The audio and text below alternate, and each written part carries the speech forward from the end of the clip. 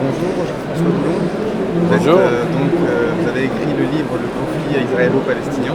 Oui. Qu'est-ce qui vous a amené à écrire sur ce sujet? Alors, le conflit israélo-palestinien, c'est un sujet bien sûr qui me tient à cœur depuis assez longtemps, mais que j'ai pu découvrir plus en profondeur depuis une dizaine d'années, quand j'ai ouvert mon blog Questions critiques, sur lequel je travaillais surtout sur le Moyen-Orient, enfin le Proche-Orient, et puis j'ai découvert des tas d'auteurs très intéressants que je ne connaissais pas, des auteurs israéliens pour la plupart, ou américains, qui traitaient du conflit d'une manière tout à fait inattendue pour moi, parce que je me suis rendu compte qu'on nous racontait beaucoup de mensonges. Alors c'est vrai qu'aujourd'hui, les sujets de propagande, d'enfumage, de mensonges sont devenus légion, et pas que sur le sujet israélo-palestinien, parce qu'on a l'impression que les choses s'aggravent. Je pense à l'Ukraine, par exemple, c'est un truc récent. Mais moi, ce livre est sorti il y a 2 ans, j'avais découvert une idée, c'est Jews for Justice in the Middle East. Donc c'est un groupement justement d'auteurs juifs de Californie qui ont voulu faire une compilation des grands textes essentiels, je dirais, pour démontrer qu'il fallait faire la paix dans cette région, et que l'histoire officielle telle qu'elle est prêchée par Israël, et je dirais surtout l'aile droite du gouvernement ou des gouvernements israéliens, est une histoire très largement inventée. Bon. Et moi j'ai des preuves noires sur blanc, c'est une compilation de textes, sur 200 pages j'en ai écrit 30 ou 40, le reste ce sont des traductions justement ou des sélections de différents auteurs que j'ai assemblés par ordre chronologique, de manière à retracer l'histoire de la Palestine sur 4000 ans, et bien sûr le plus gros étant le XXe siècle, voilà, jusqu'à la demande d'adhésion à l'ONU, c'est-à-dire 2012.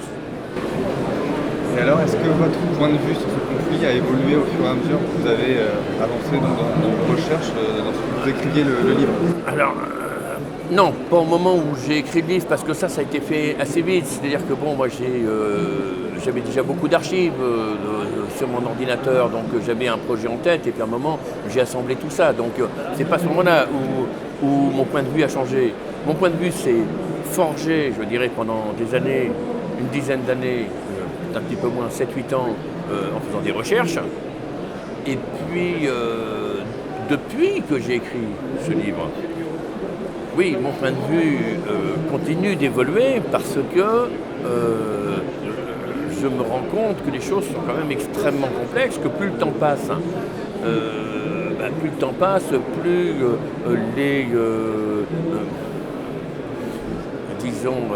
la communauté qui s'est installée depuis 100 ans s'est légitimée.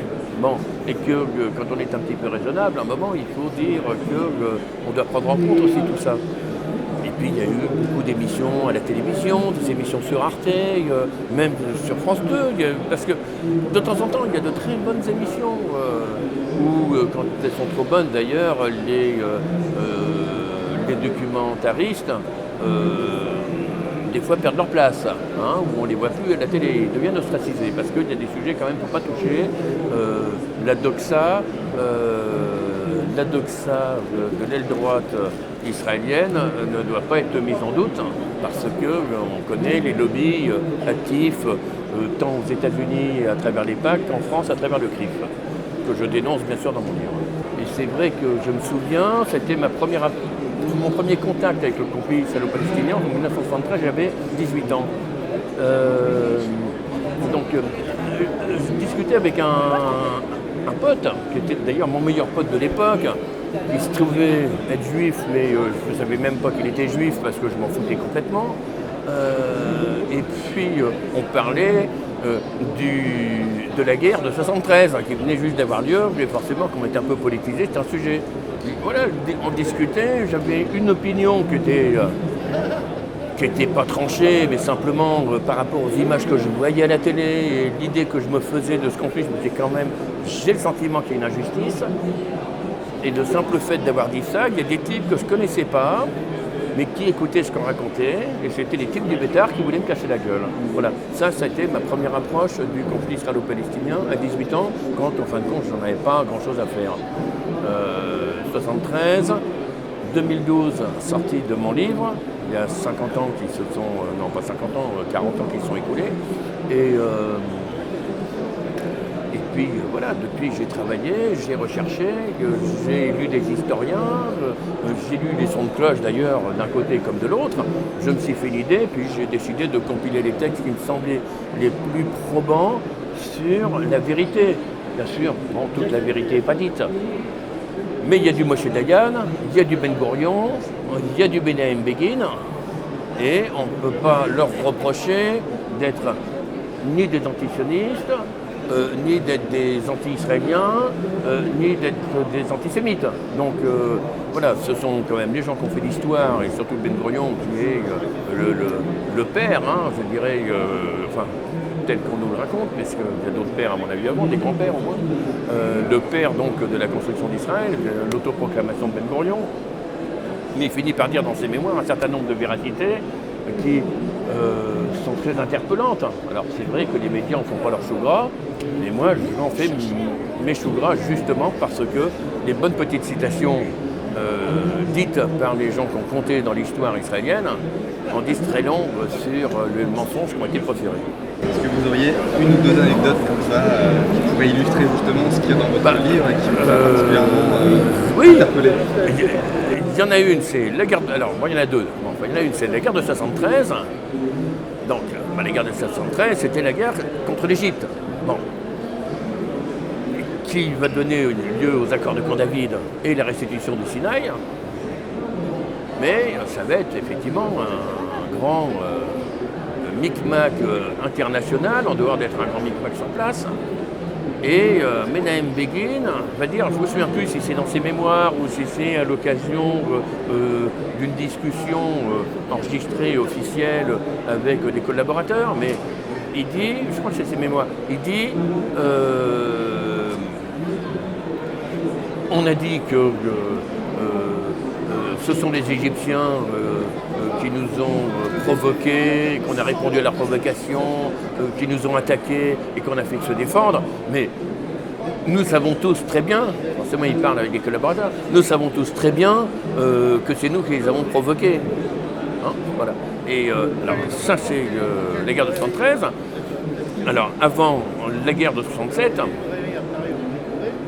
la prise du Golan, racontée par Moshe Dayan, c'est extraordinaire. Hein, et Moshe Dayan raconte, ça c'est ses mémoires. Il dit, nous étions avec nos bulldozers, nous avancions, nous savions que plus nous rapprochions des lignes syriennes, à un moment ils finiraient par tirer. À ce moment-là, on continuerait à les provoquer, puis à la fin on ferait intervenir l'armée, puis on a récupéré le Golan. Et il y a un contemporain qui s'appelle Gilad Atzmon, vous le connaissez? Alors oui, j'en ai entendu parler, je ne l'ai pas lu.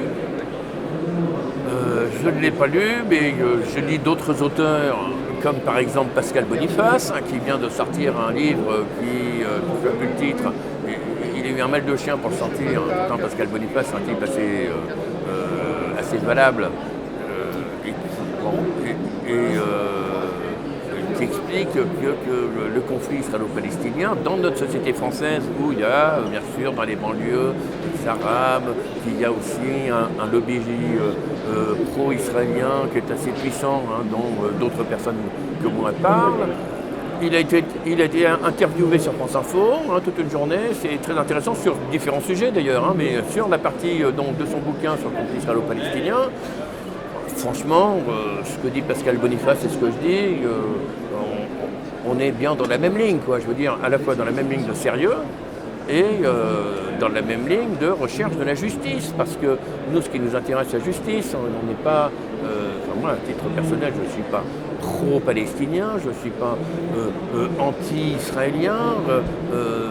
Je suis quelqu'un qui, depuis ma plus tendre enfance, a été obsédé par les opprimés.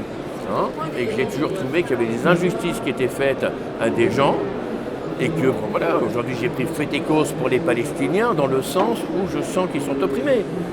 Après, on peut toujours faire des reproches. Voilà, Eh bien, merci beaucoup. Alors, je rappelle que vous êtes l'auteur de Le conflit israélo-palestinien. Oui. Merci beaucoup, Jean. Merci beaucoup.